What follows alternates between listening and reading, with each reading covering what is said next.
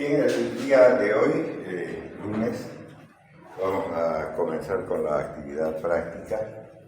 Entonces, después de las 8:30, el grupo A4, que se va a quedar, después, lógicamente, va a tener el grupo A3 y así sucesivamente en el transcurso del día. Esto para que no se olvide, porque ya estamos en el mes de abril y entonces hay que continuar con esta otra parte también de la asignatura. Y en realidad no sé, antes pasábamos en el aula 12, pero creo que debe mantenerse ahí, no sé, o esta descripción de la universidad.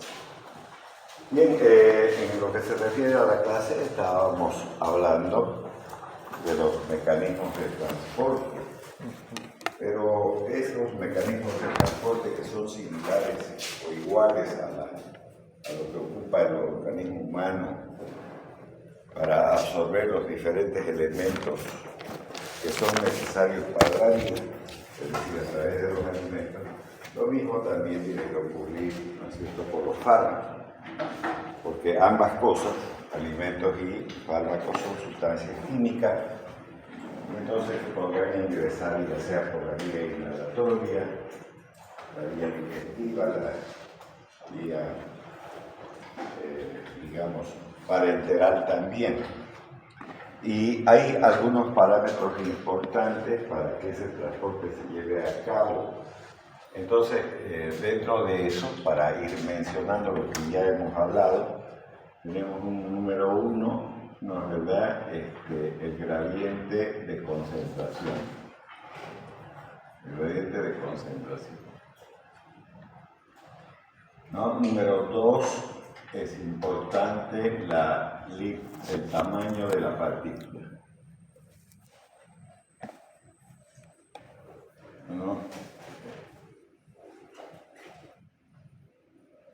Muy bien, el tamaño de la partícula. Número 3, la liposolubilidad.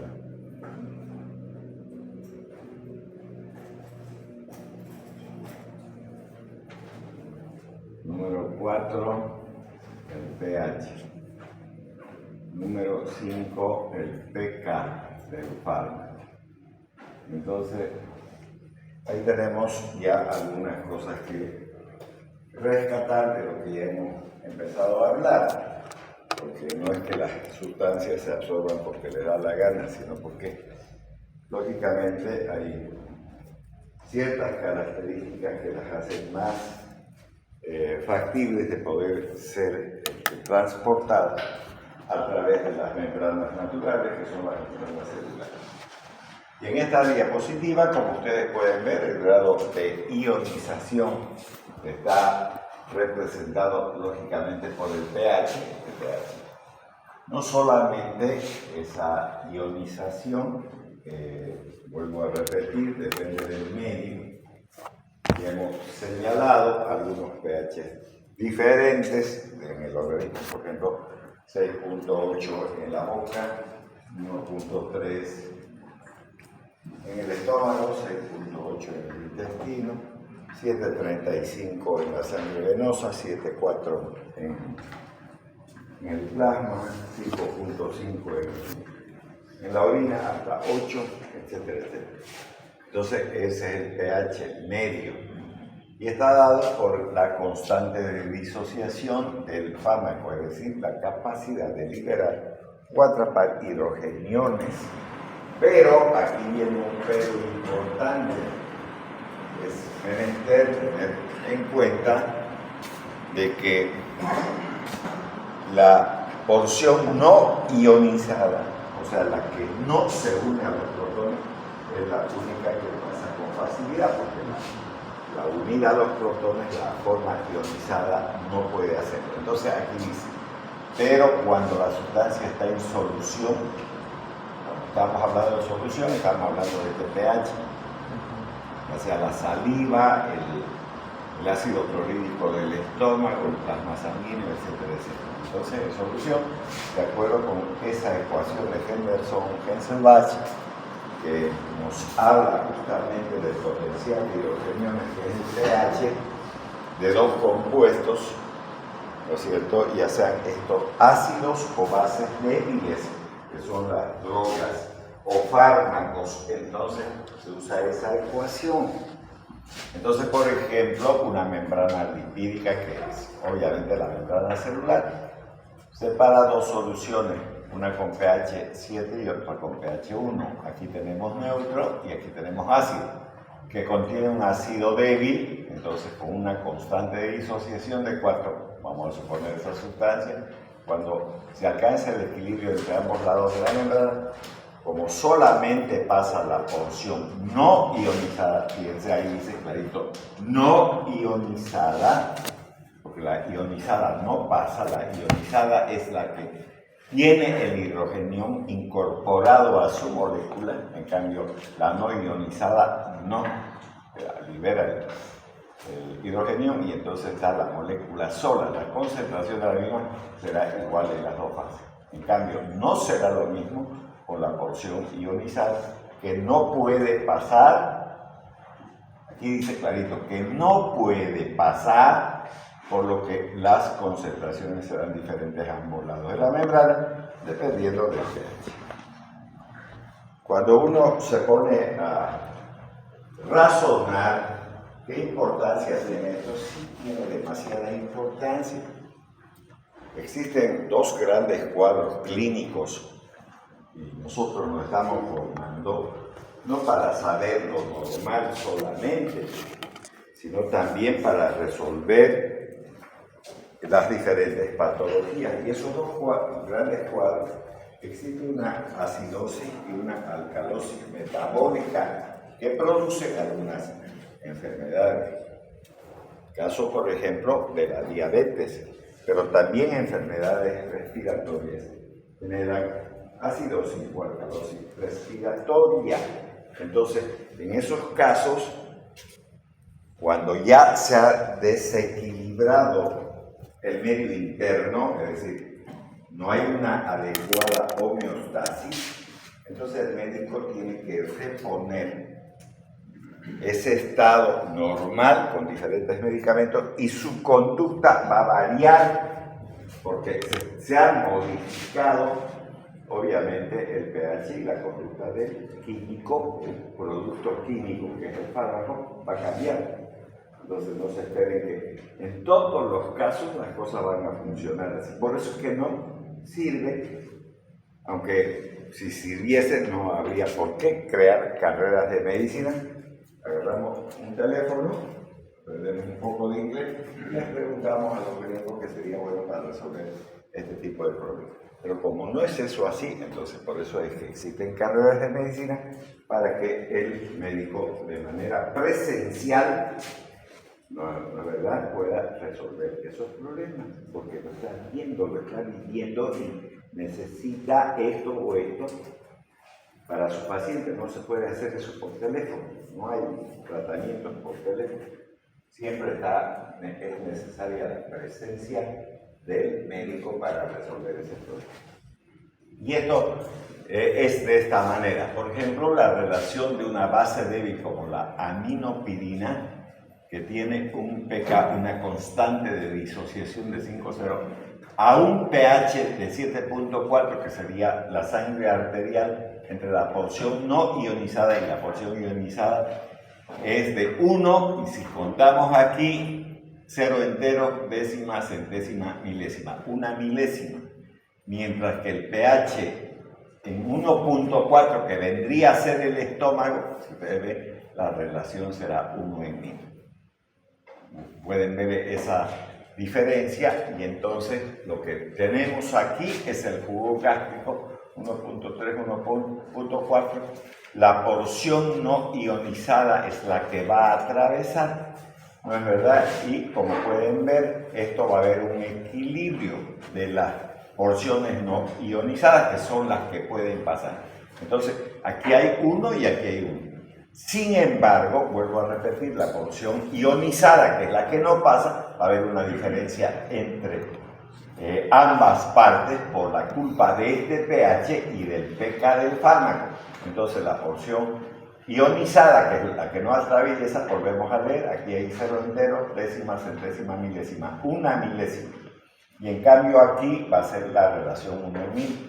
Entonces, dependiendo del lugar donde se trate, y es por eso que quiero también ejemplificar con algo que lo vemos cotidianamente. Antes en el Oriente no se veía eso, pero hoy en día cualquier conductor, vamos a suponer un repartidor de Coca-Cola, una persona que está cortando el césped de la universidad, porque como ha llovido mucho, entonces se ha crecido la maleza o lo que sea, está con un bolo de coca. Y ese bolo de coca, no lo está masticando sola la coca, se ha puesto bicarbonato. Y entonces, ¿para qué diablo se ha puesto bicarbonato? Para variar el pH. Con el pK del fármaco, que es la cocaína, entonces atravesará fácilmente la porción no ionizada de la cocaína a través de la boca, ¿no es verdad? Y no es por el estómago, es por la boca. Y dice, sí, pero va a tragarse la saliva, y a mí qué importa si el pH del estómago es ácido y no se va a modificar demasiado con el bicarbonato. El problema es la boca, en la boca se absorbe la cocaína. O sea, ahí se absorbe y entonces por los vasos linguales, ¿no es verdad?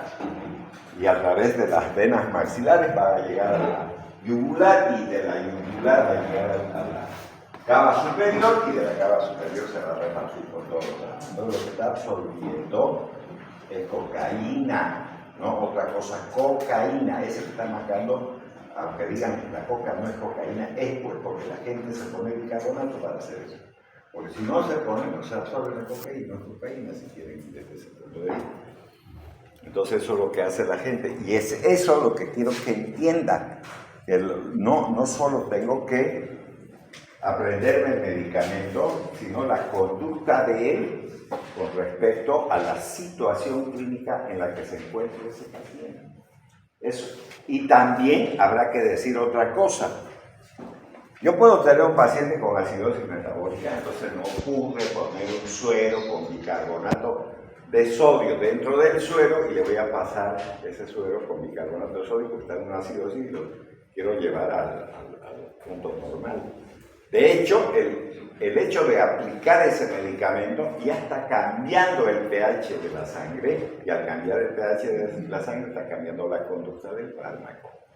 A veces si nosotros le damos demasiado fármaco porque no hay una respuesta adecuada por la acidosis que tenía, pero en la medida que estamos componiéndola, eso que parece ser necesario para ese paciente puede terminar siendo tóxico.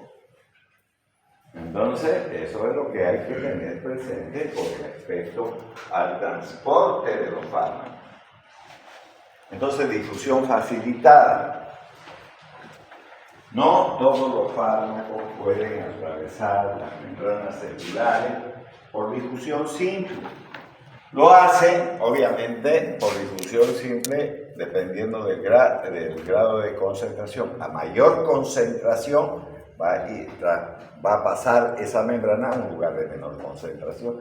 Tamaño de la partícula, por ejemplo, el dióxido de carbono, el oxígeno, el etanol, el alcohol etílico. Si ustedes quieren que se ejemplifique con algo común, son esos cascos azules que le llaman, unas botellitas de alcohol con una tapa azul que compran los alcohólicos. Ese pasa rápido. El etanol es el que se consume para alcoholizarse y viene en todas las bebidas, ya se llame vino, ya se llame ron, whisky, lo que sea, es etanol. Eso es etanol. Por eso a los borrachos se les dice etílico. Entonces eso tiene pequeña molécula y pasa rápidamente. El agua no pasa rápidamente. La glucosa, que es el azúcar que utilizamos, no es la sacarosa, no necesita un transporte facilitado. No puede atravesar la membrana solita, no puede. Entonces, debido a un gradiente de concentración, fíjense, se entiende por difusión facilitada el pasaje de sustancias a través de la membrana, son las membranas celulares, debido a un gradiente de concentración, eso está aquí, ¿no es verdad? Pero dicho movimiento no puede explicarse como una difusión simple, ya que las sustancias no son lo suficientemente liposolubles como para poder atravesarlas.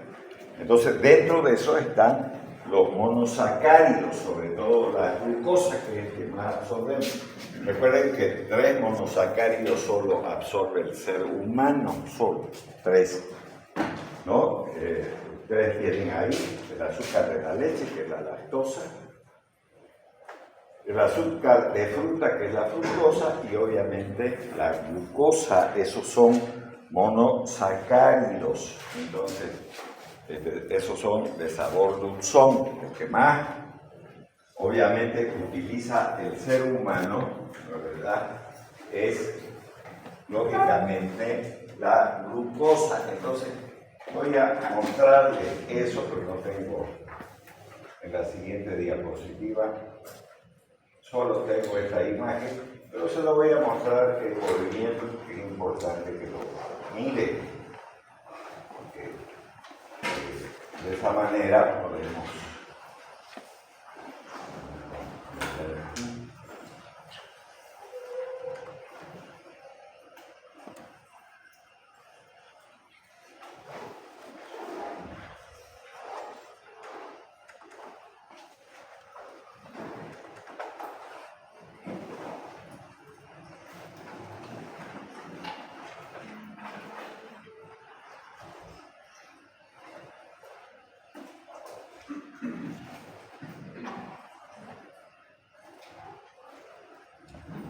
Bueno, entonces lo que estoy hablando en este momento es esto.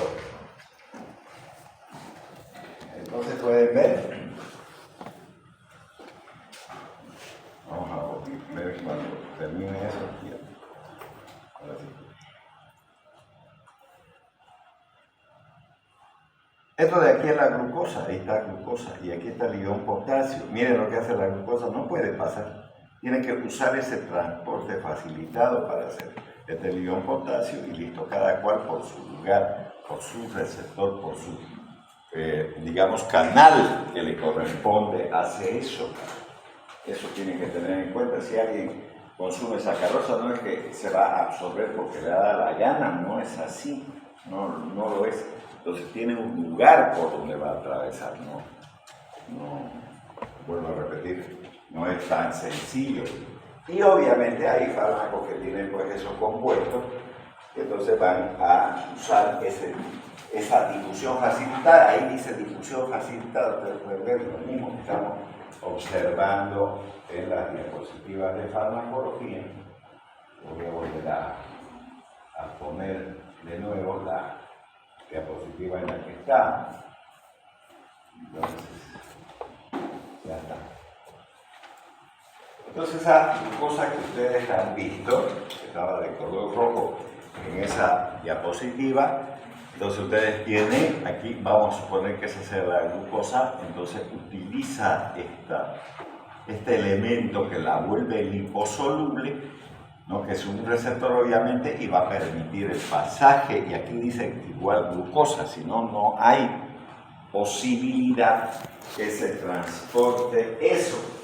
Y eso tienen que aprender también. ¿Por qué razón? Porque esto es lo que ocurre con un transporte pasivo, no hay gasto de energía. En cambio, las moléculas de proteínas y las moléculas de grasa, o sea, los lípidos, cuando nosotros consumimos, gastan energía. No vayan a creer que es tan gratuita, por eso que los azúcares engordan, porque no gastan energía para penetrar, y entonces toda esa caloría se utiliza rápidamente y no se gasta energía.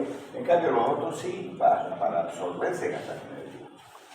Entonces, la explicación del mecanismo de transporte es por la presencia de esos transportadores llamadas carrier, o sea, son carritos, si ustedes quieren, ya específicos en la membrana celular, que transforman las drogas en liposolubles. Si la glucosa no es liposoluble, entonces esa sustancia es el canal por el cual atraviesa la glucosa, la transforma en liposoluble y así puede transportarse sin gastar energía. Puede presentar el fenómeno de la saturación por agotamiento del transportador. Es decir, si nosotros tenemos una crisis, de combustibles, ¿qué va a pasar? Va a disminuir el número de micros, porque seguramente están haciendo cola para cargar gasolina. Entonces salimos de la universidad, tomamos cualquier línea de la que cruza 43, 45, 103 o lo que sea, queremos subir en uno de esos micros y no viene. Y cuando viene, viene lleno. Y cuando viene lleno quiere decir que está saturado ese transporte y nos seguimos quedando en la calle. Eso es lo mismo que ocurre lógicamente en el organismo. No son micros, pero sí son transportadores que tienen que llevar esa sustancia. Y si se satura, entonces obviamente no puede transportarse. Y existen incluso medicamentos que permiten hacer eso. Por ejemplo, la metformina, que es un medicamento que sirve para controlar la diabetes, entonces evita que se absorba la glucosa, entonces viene diarrea cuando se pasa uno de la dosis, porque ya la metformina evita que se suban ese transportador las moléculas de glucosa y entonces la glucosa arrastra agua y aparece la diarrea. Por eso habla de esto, puede presentar el fenómeno de saturación. También puede presentarse la competición con otras sustancias que puedan combinarse con ese mismo transportador. Eso vamos a ver en algunas enfermedades, por ejemplo en la enfermedad de Parkinson, por lo que se refiere a la levodopa y necesita obviamente otros elementos que puedan ayudar a transportarse. Entonces vamos a ver eso también. Es importante tener presente que hasta en la ciudad se da ese tipo de problemas con el paisanaje que tenemos en esta ciudad, que están acostumbrados a meter sus gallinas, sus cajas, su bulto, todo. Eso se llama, ese transporte público de pasajeros, no transporte de carga. Yo no sé por qué mierda meten esas cosas, mesas, sillas, todo, gallinas, pavos, patos, lo que sea. Uno se sube al micro, están llenitos, sobre todo los que van a los mercados para la ramada y todas esas cosas, ahí meten esas cosas, porque no se suben en un micro, en un taxi, mejor dicho, ¿no? Que tienen que subirse ahí para ensuciar a todo el mundo, o con esos muchachos que le compran un helado, un refresco, les terminan hasta de regar en todo, para pasajeros, no para comida. Pero como tienen esas costumbres y entonces las traen, entonces nos arruinan a todos. Eso es lo mismo en el organismo ocurre, aunque ustedes no lo crean, pero lo mismo que sucede en la ciudad ocurre en el organismo humano. Entonces, importante tener presente esa saturación, ¿verdad?, o la competición que pueden existir.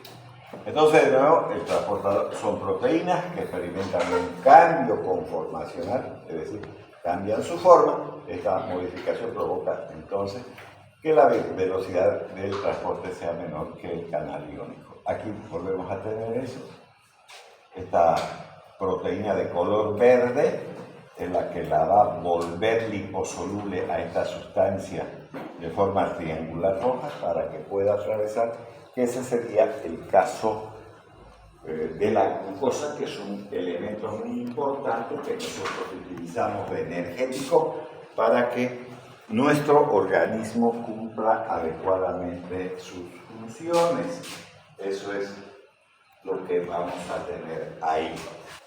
Ahora, la filtración. Recuerden que el órgano más importante de la filtración dentro de nuestro organismo, pero no el único, que quede claro, de verdad, es el riñón. Ya el otro día hemos hablado, o sea, en la anterior clase hemos hablado sobre esa unidad funcional denominada nefrona, que está constituida por un óvulo capilar denominado glomérulo y que además cumple la función de filtración. Los túbulos renales, como dijeron los compañeros, que también pregunté ahí, Entonces, secreción y reabsorción se lleva a cabo en los túbulos renales, ¿no?, de esa unidad funcional denominada nefrón. Entonces, ¿qué es la filtración? El pasaje de una solución, seguimos con la solución, a través de una membrana por gradiente de concentración a través de los poros de esta. Entonces, la filtración se produce especialmente entre las células endoteliales de los capilares, que dejan pasar agua y sustancias cristaloides no coloidales como las proteínas. Por ejemplo, si alguien estuviese hablando de lo normal en ese elemento importante denominado glomérulo, que además está rodeado por una cápsula llamada cápsula de Bowman, y estamos hablando de la filtración, no tienen que atravesar proteínas, no tiene que haber proteínas en orina, no debe de haber, igual que no debe de haber glucosa. Estoy hablando de una persona normal, lógicamente. Pero cuando aparecen esas proteínas en orina, la cosa está fea. Entonces, habrá que investigar la razón por la cual ocurre. Incluso en los estados febriles pueden pasar proteínas. Eso también que quede claro, o estar mucho tiempo parado. Por ejemplo, los guardias de los palacios de gobierno paran horas y horas parados, ellos pueden tener ese tipo de problemas. Incluso las mujeres, cuando se ponen a lavar ropa, ¿no?, generalmente los fines de semana, pueden estar horas y horas de pie y ellas pueden tener esa discriminación. Eso dentro del marco, podríamos decir, relativamente normal. Pero si las proteínas aparecen porque sí, no están porque sí, hay que investigar. Entonces, eso está diciendo ahí, pasa el agua, ¿no?, pero no las proteínas, no. Entonces, ya está. Eso para que tengamos en cuenta. Y aquí tenemos algo de eso. ¿No es verdad? Ustedes pueden ver esta imagen, nos muestra varias esferitas, una de color roja, de amarillo, etcétera, etcétera, y cómo entonces las moléculas más pequeñas, ¿no es verdad?, que tienen ciertas características, van a pasar más que estas rojas que tienen un mayor tamaño. Por eso hemos puesto grado de concentración, tamaño de la partícula, la liposolubilidad y obviamente el pH, el potencial de hidrogeniones y el potencial de disociación, que se escribe con la letra P y la K, ¿no?, el pK del fármaco, de la sustancia farmacológica. Ahora nos metemos al transporte activo, el otro mecanismo a través de lo cual pueden cruzar los fármacos, que es el transporte activo. Lo mismo que ocurre en fisiología, no hay un cambio porque no estamos cambiando el organismo humano, solamente estamos hablando de sustancias que tienen una actividad farmacológica y que es necesaria para restablecer la salud en la gente. Entonces, el pasaje de sustancias, como dice ahí la diapositiva, a través de una membrana en contra de un gradiente de concentración. O sea, va a pasar de un lugar de menor concentración a uno de mayor, ¿no?, o de un potencial eléctrico que requiera energía. Por ejemplo, el ejemplo más claro es la bomba sodio-potasio ATPasa.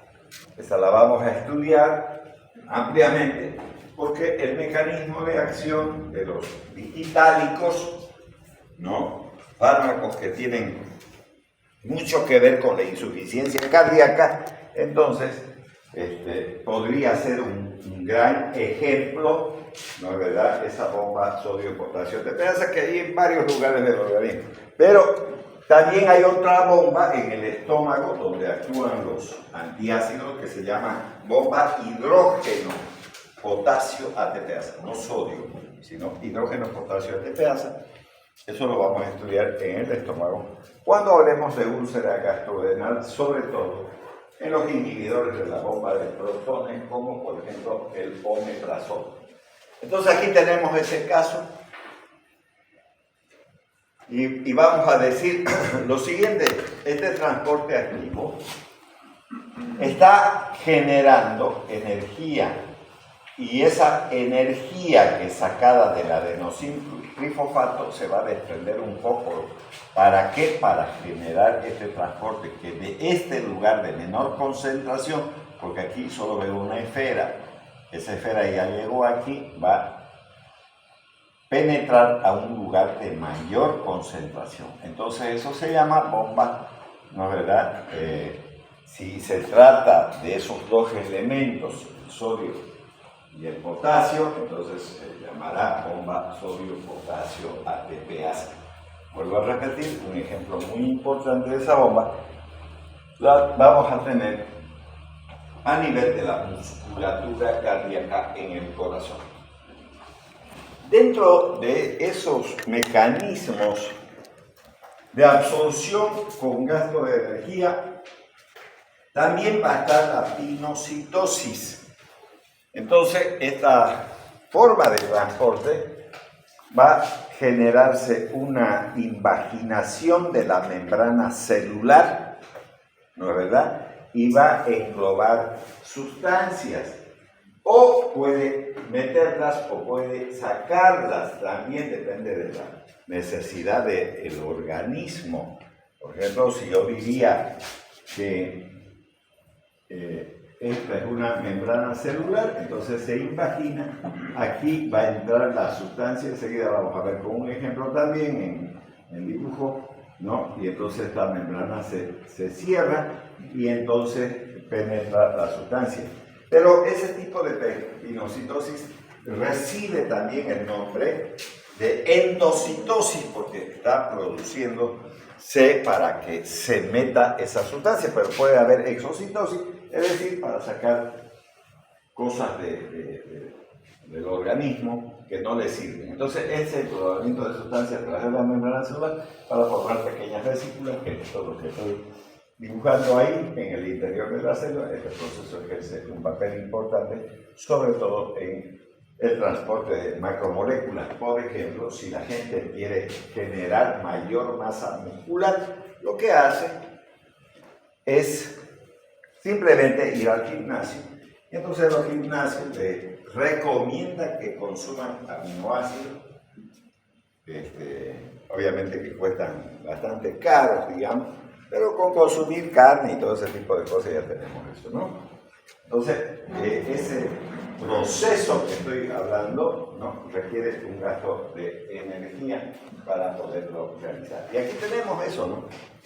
Ustedes pueden ver la fagocitosis, por ejemplo, cumple un papel preponderante sobre todo en los macrófagos. Los macrófagos ingieren bacterias, virus, etcétera, etcétera. Entonces, introducen a la bacteria dentro de su organismo, la codifican y se la envían esa información a los linfocitos.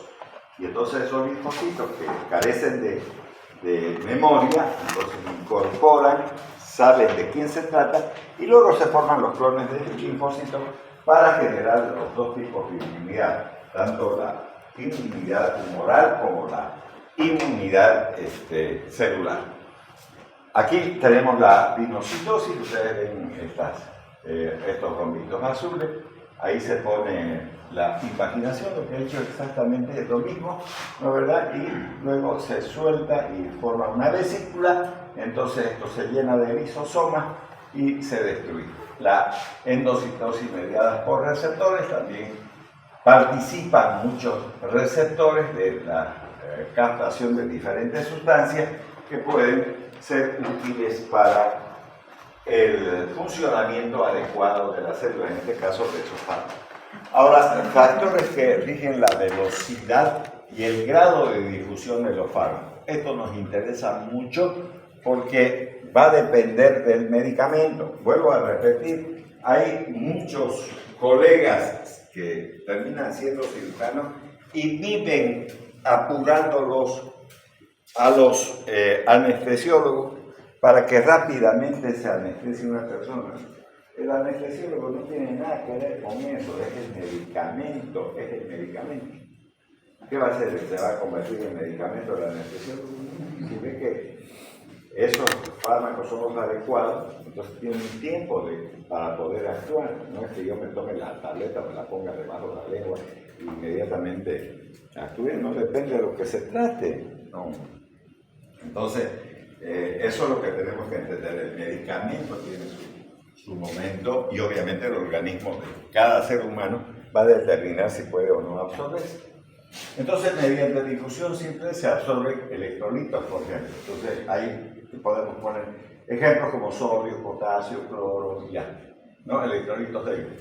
También los esteroides, aquellos que tienen ese anillo ciclopentano peridofenantreno, denominados esteroides, por ejemplo, la testosterona, progesterona,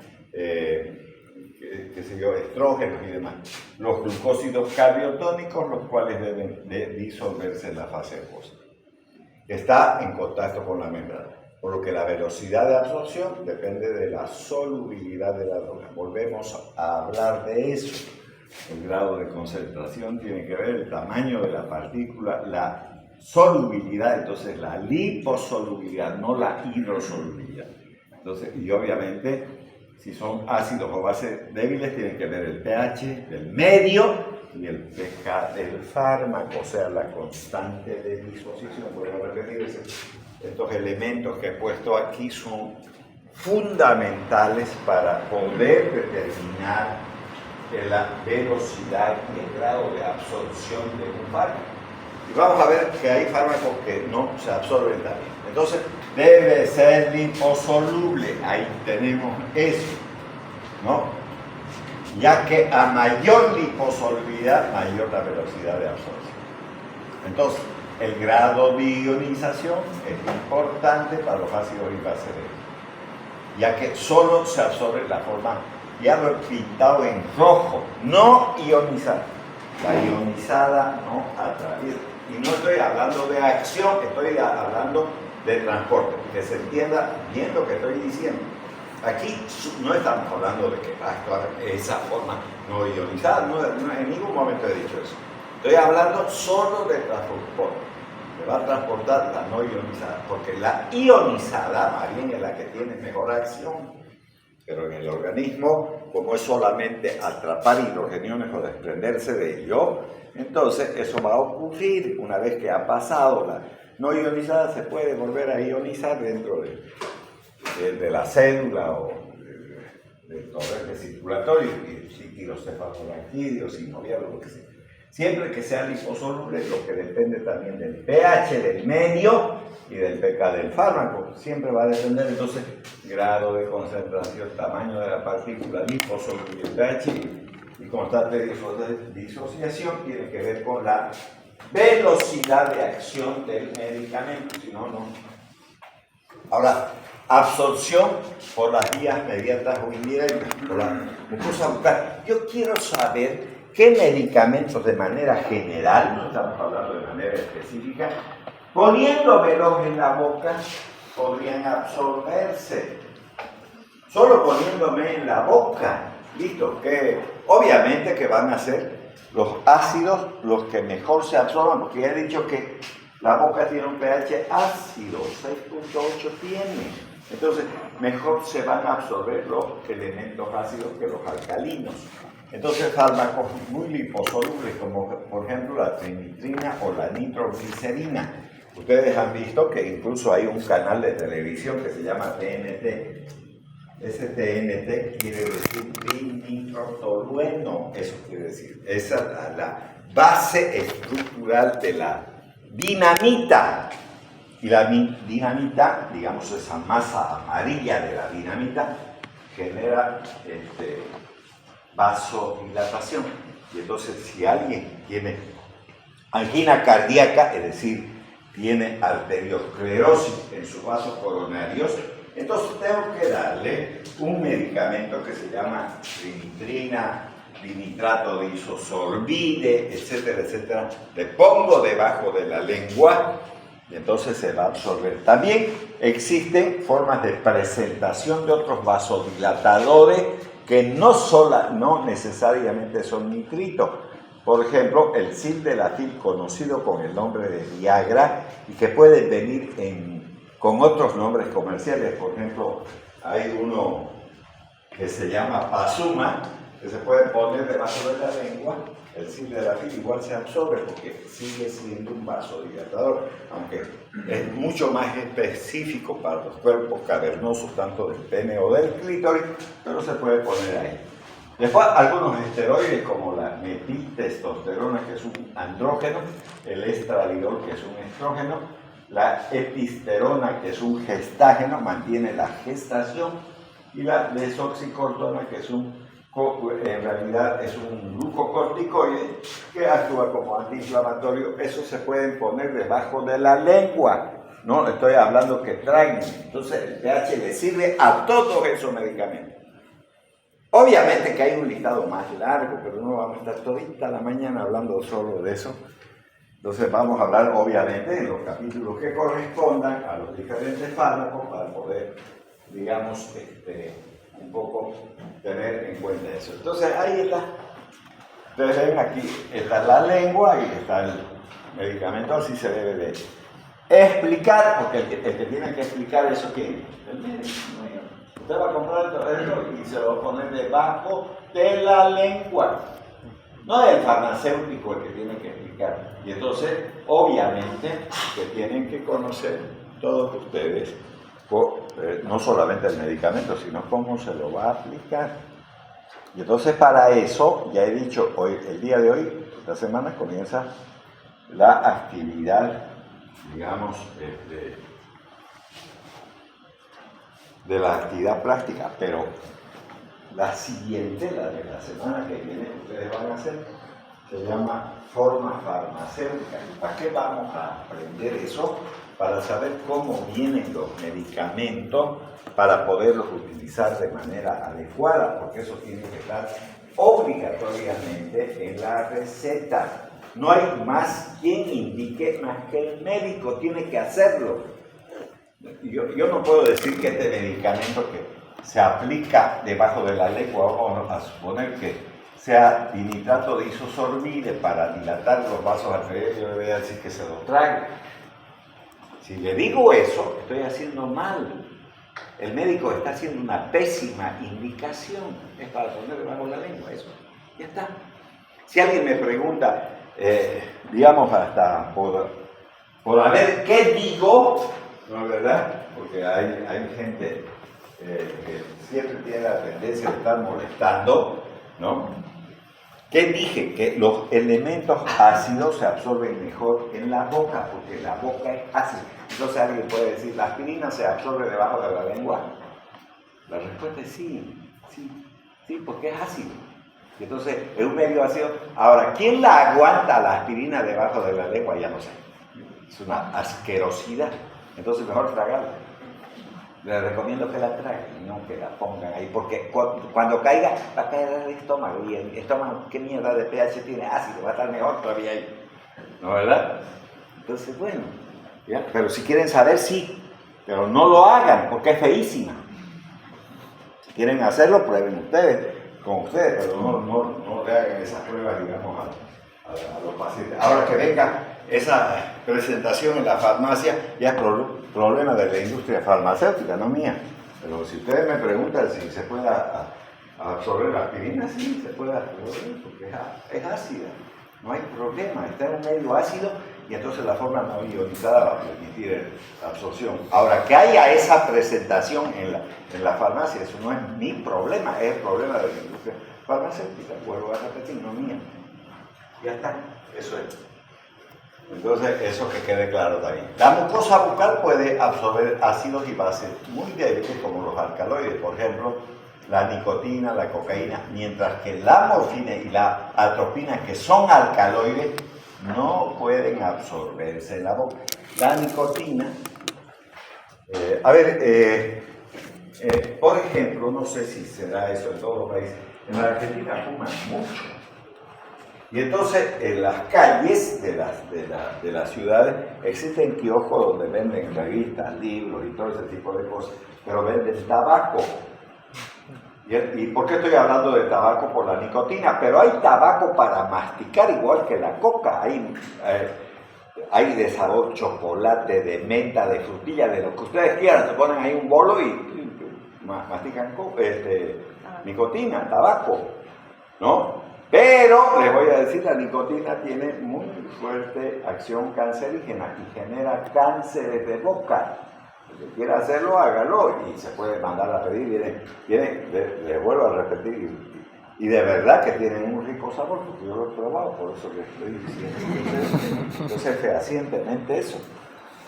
Entonces, la nicotina puede absorberse muy bien. Hay mucha gente que mastica tabaco como también, digamos, hay gente que mastica coca. Por eso que esos dos elementos que son alcaloides, nicotina y cocaína, pues, sin embargo, la morfina también es un alcaloide y la atropina también, esos no sirven para poner ahí.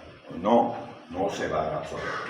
Y entonces es importante la anatomía. Aquí entra la anatomía, porque yo, ¿para qué voy a poner debajo de la lengua las cosas? Para que llegue más rápido al corazón y se haga sistémico, sin pasar por el hígado, que es el que biotransforma los fármacos. Entonces los capilares sanguíneos van hacia las venas linguales, lo que les expliqué hace un momento. Tenemos la vena maxilar interna, la yugular interna, la vena cava superior, y ya llegó a la aurícula derecha, de ahí empieza a repartirse a todo lo demás. Obviamente cuando estoy hablando de derecha, va a ir por el circuito menor primero, pero después va a volver por el circuito mayor, entonces se distribuye por todo el organismo más rápidamente. Pero a mí no me interesa eso.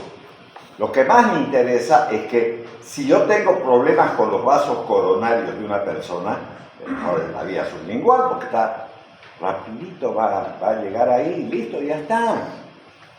Entonces eso hay que tenerlo presente, ¿no es verdad?, para poder administrar. El estómago. Quiero saber qué sustancias pueden absorberse a un pH ácido, muy ácido, 1.3 hasta 3, digamos. Entonces, ¿de qué estoy hablando? Del estómago estoy hablando. Entonces, permeable para las formas no ionizadas, por ejemplo, ácido débil como el ácido acetilsalicílico o aspirina, las drogas que no son electrolitos, pero son liposolubles como los esteroides. De nuevo, lo mismo que hemos visto en la boca, porque la boca es ácida. Entonces, las sustancias hidrofílicas de pequeña molécula como el agua, el alcohol, fenómeno del primer paso. Aquí ya empezó el problema.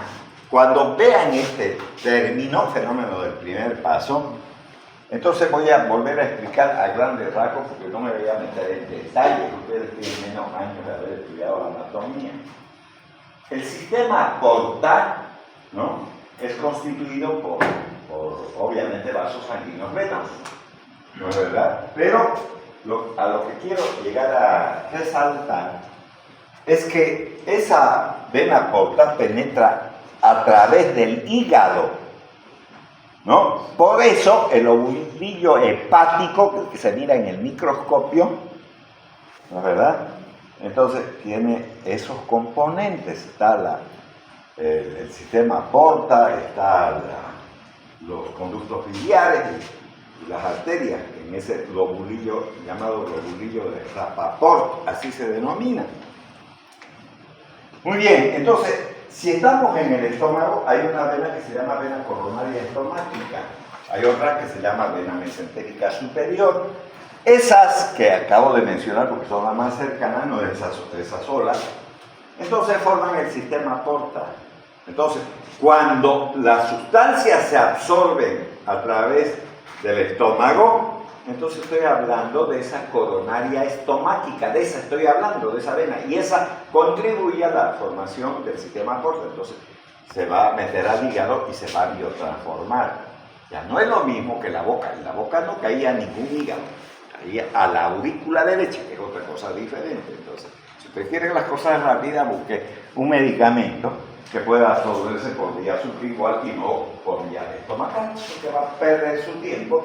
Como, por ejemplo, el verapamilo, que es un bloqueante del calcio y sirve para bajar la presión arterial. El 90% de ese fármaco se metaboliza en el hígado, solo el 10% pasa.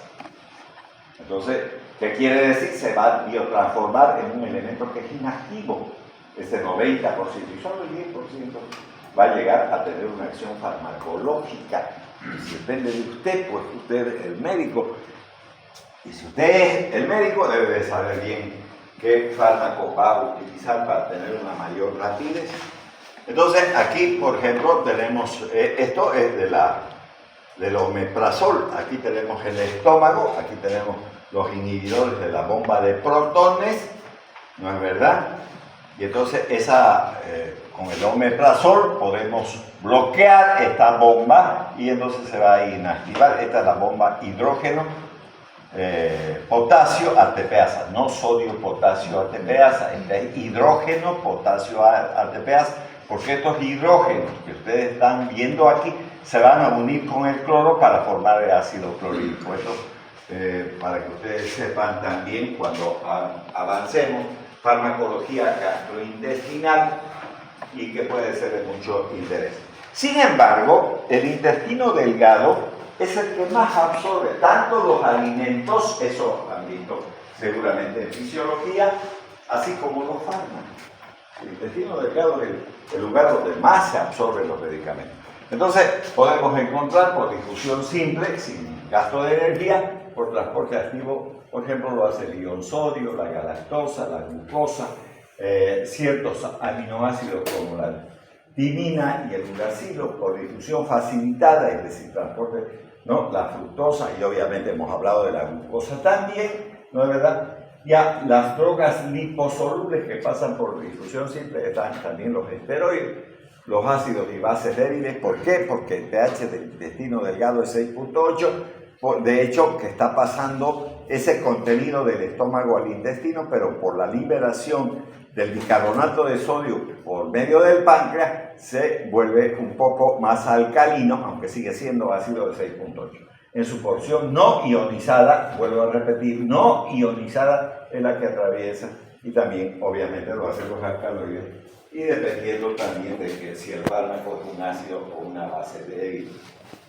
Ya, absorción entonces de fármacos en el intestino. El mecanismo de absorción farmacológica es el mismo que sucede con otras barreras epiteliales, transferencia pasiva a una velocidad que depende del grado de ionización, la porción no ionizada es la que más atraviesa, de la liposolubilidad y también del tamaño de las moléculas. Todo lo que está aquí tiene importancia lógica para la absorción. Esos elementos que hemos puesto, que son 5, entonces tienen mucho que ver con ese problema.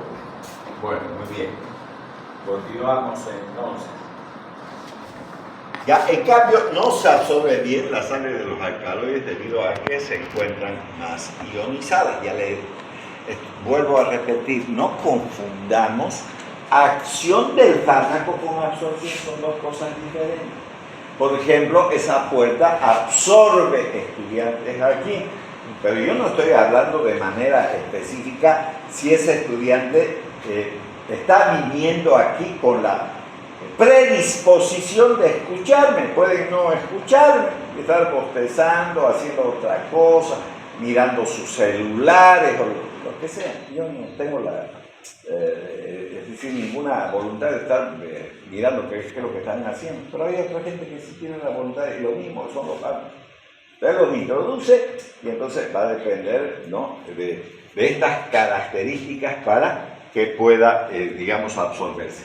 Pero no de la actividad. La actividad, más bien, por el contrario, la forma ionizada es la que mejor tiene la actividad farmacológica, pero no la absorción. Entonces, si no hay absorción, no hay actividad tampoco farmacológica. ¿Qué quiere que le diga? No llegó al torrente circulatorio, no va a ir, salvo que tenga una acción local. Entonces, las drogas hidrofílicas de pequeñas moléculas se absorben bien, como por ejemplo el alcohol y el agua. Entonces, si eso es así, entonces está clarito para nosotros que la gente que se pone a beber los viernes y demás cuestiones, no es verdad, o los días entre semana, porque son cumpleaños, feriados o carnaval, lo hacen mal, porque ese alcohol va a absorberse rápidamente y como es depresor del sistema nervioso, le va arruinando el cerebro a la gente alcohólica, ¿no? Quedan, por decirles, digamos, parcialmente mutilados de su cerebro, pero ellos solo tienen la culpa.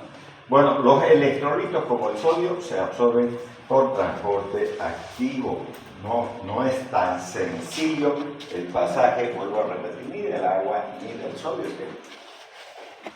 Y ahora, sustancias que se absorben poco o no se absorben. Tengo que saber eso, sí, porque durante, vuelvo a repetir, de la farmacología especial, vamos a hablar de esto también. Y entonces vamos a mirar esto. Me interesa este título, sobre todo, sustancias que se absorben poco o no. ¿No? Puedo darlas por vía oral, pero sé que esas sustancias no se van a absorber. Entonces, drogas hidrosolubles completamente ionizadas en el intestino compuesto de amonio cuaternario.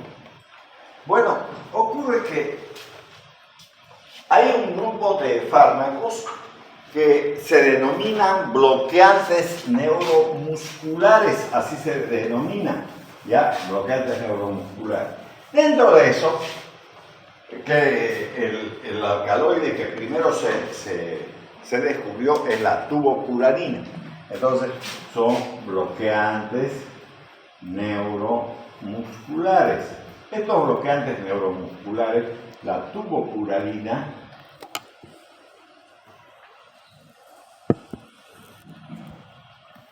es el alcaloide natural.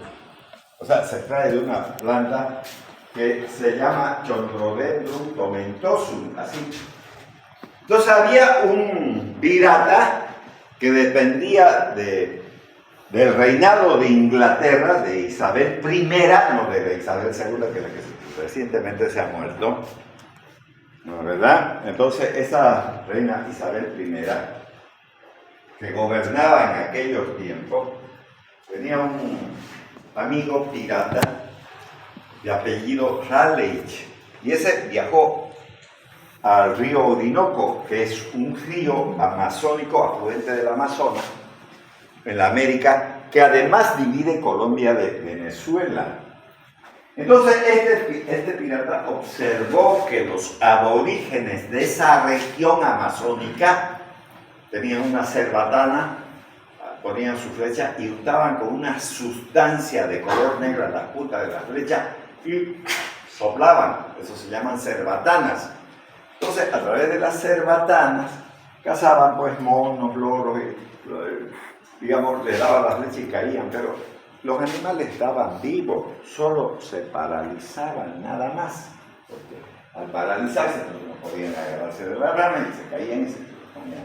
Pero veía él que eso podía matar a los animales, pero cuando comían los seres humanos no. Entonces, esos son compuestos de amonio cuaternario.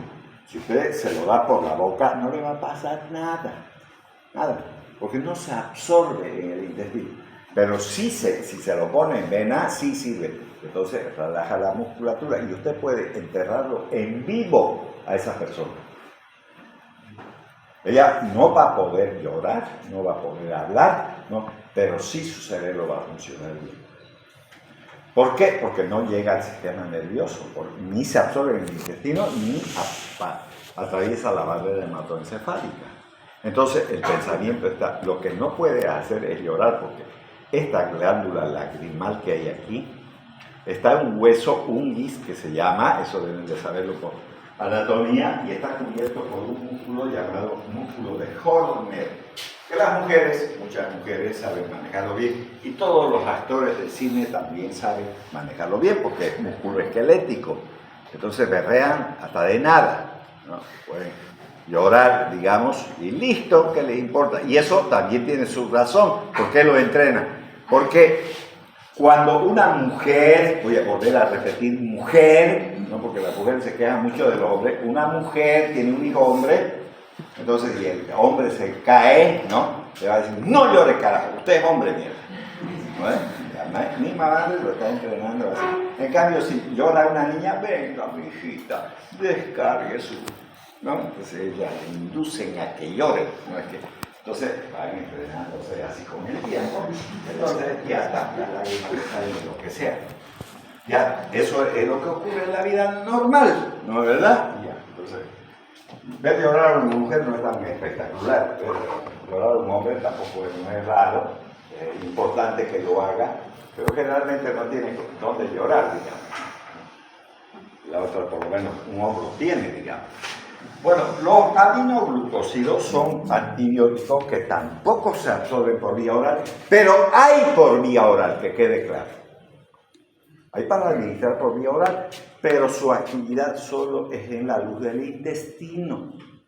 Por ejemplo, la neomicina existe para administrar vía oral, pero eso es para las infecciones que se localizan solo en el intestino. Pero si usted quiere que esa neomicina, digamos, llegue a los pulmones o a donde sea, digamos, del organismo, no lo va a hacer por vía oral, porque no se absorbe, se queda ahí. La estreptomicina también puede darla por vía oral, aunque por la Organización Mundial de la Salud está terminantemente prohibida porque luego genera resistencia al bacilo de la tuberculosis. Todos ellos obligatoriamente tienen que poner por vía parenteral o tópica. Por ejemplo, existe neomicina para crema, ungüentos, otánicos, etcétera, etcétera. Entonces, vean, estas dos sustancias, los compuestos de amonio cuaternario, como son los bloqueantes neuromusculares y los aminoglucósidos, poco y nada se absorben. Pero sí existen por vía oral, pero es para una acción local, ya es, sobre todo los aminoglucósidos, estos otros no tienen sentido. Sin embargo, algunas de estas sustancias pueden absorberse parcialmente, como por ejemplo la guanetidina, que sirve para bajar la presión arterial, por lo que se emplea por vía oral. Entonces, puede ocurrir, ya ahí estamos viendo algunas características. Ahora aquí, sustancias hidrosolubles, no son liposolubles, recuerden que la liposolubilidad, poco ionizadas, o sea, pero que dicha fracción no ionizada no es liposoluble, porque aquí está diciendo que son hidrosolubles, como por ejemplo el talil sulfatiazol. No se lee la F desde la T nomás, talil, pero se escribe con F, talil sulfatiazol, así se llama. Entonces, ¿qué es el talil sulfatiazol? Es una sulfonamida, la cual prácticamente no se absorbe porque se usa en las infecciones intestinales localizadas, no en las que han invadido el torrente circulatorio. Entonces usted las puede utilizar para resolver ese problema y ya está, ¿no? Y sustancias insolubles en agua y lípidos como el sulfato de bario. Ese prácticamente no se absorbe. ¿Para qué sirve el sulfato de bario? Para sacar radiografías, para eso sirve.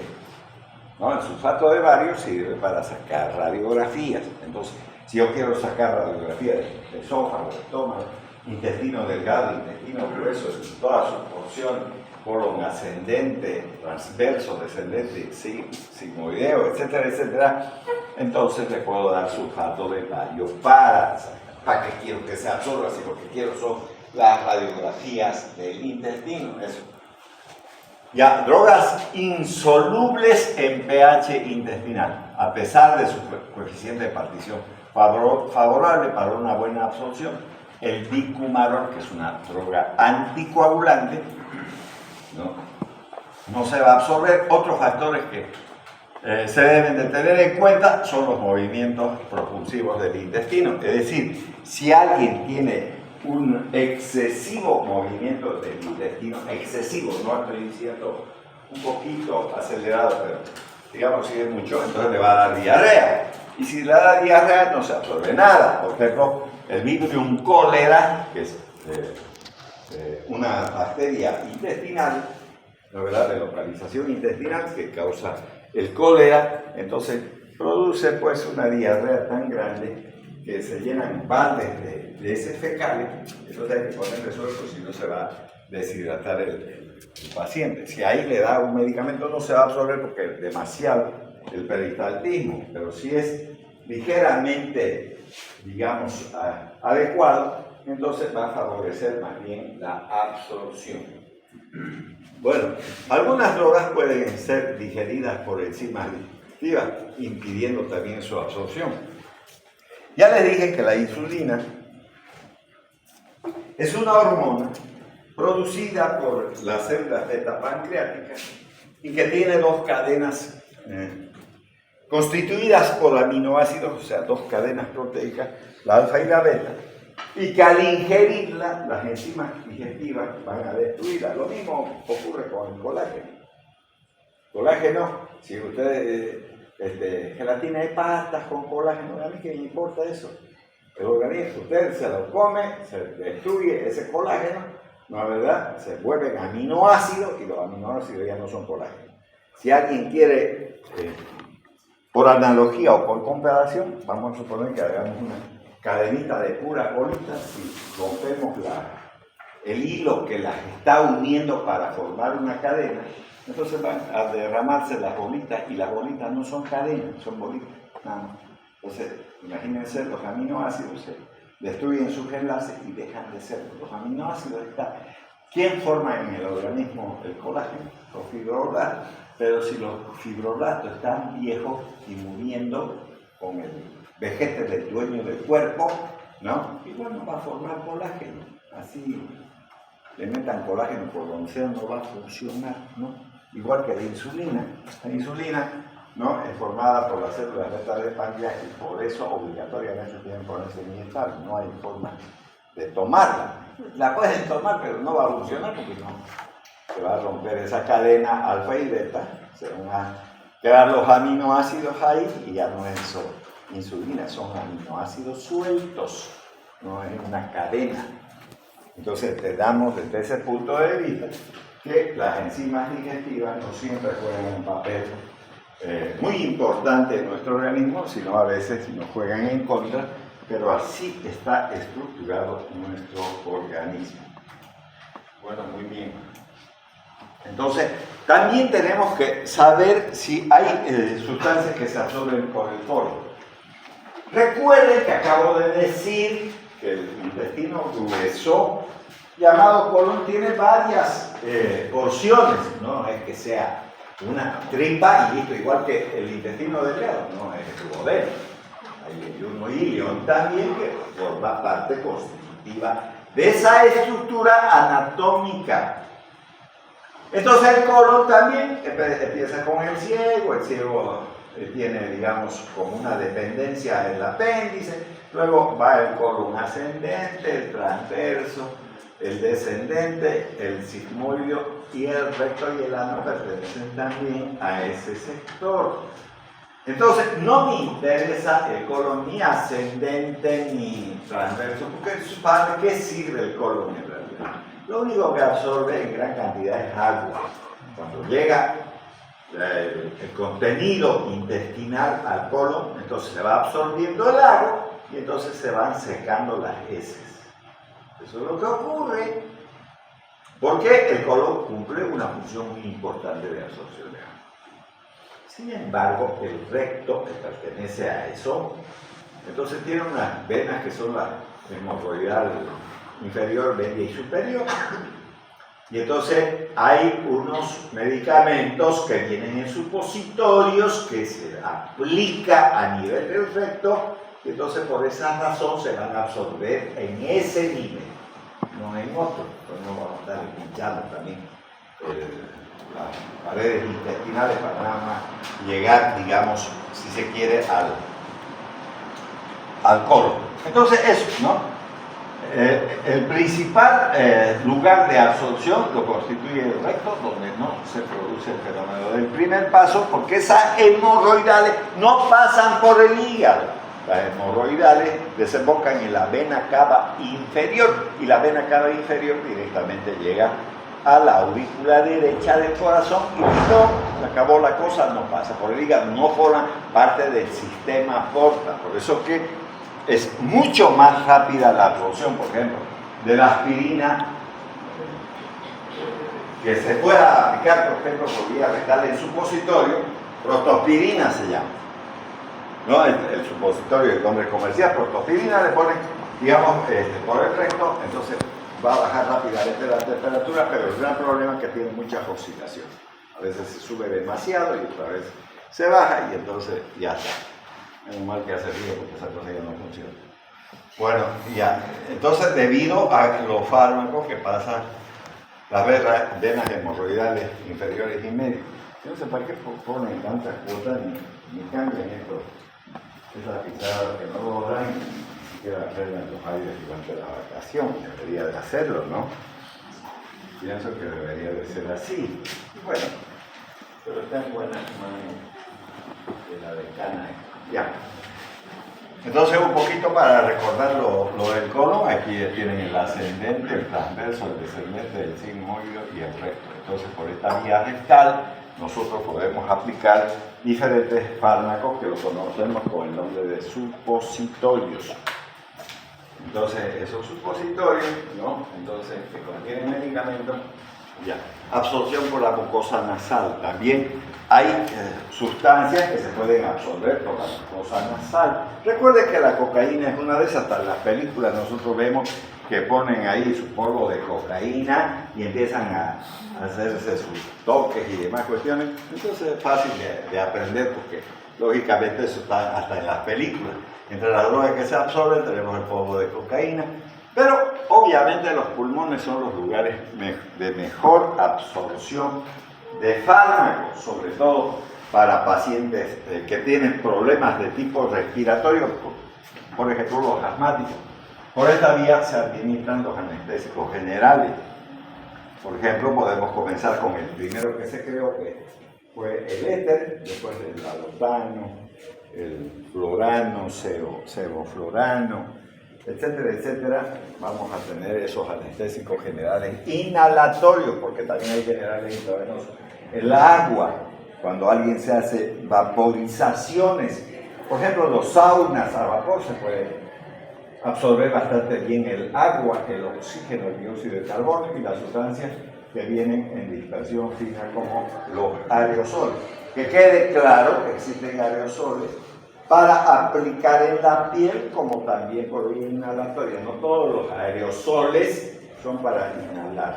Por ejemplo, debe agarrar, se compra un spray, eso es un aerosol, para quitarse el mal olor, por lo menos que no genere mal olor las axilas. Entonces no siempre, digamos, están destinados al uso respiratorio los aerosoles, pero muchos fármacos, por ejemplo los broncodilatadores y los corticoides que usan los asmáticos podrían ser ejemplos claros sobre eso. Bueno, aquí tenemos, digamos, una estructura histológica de la membrana nasal y obviamente los nervios que permiten en alguna medida poder determinar los diferentes olores, ¿no es cierto?, que encontramos en el medio ambiente. Sin embargo, habrá que decir que esos receptores y esos conductos nerviosos se adaptan rápidamente. Incluso en algunas patologías pueden verse alterados, por ejemplo en la COVID, no solamente los receptores gustativos, sino también, ¿no es verdad?, los respiratorios pueden alterarse y no percibir los olores la gente.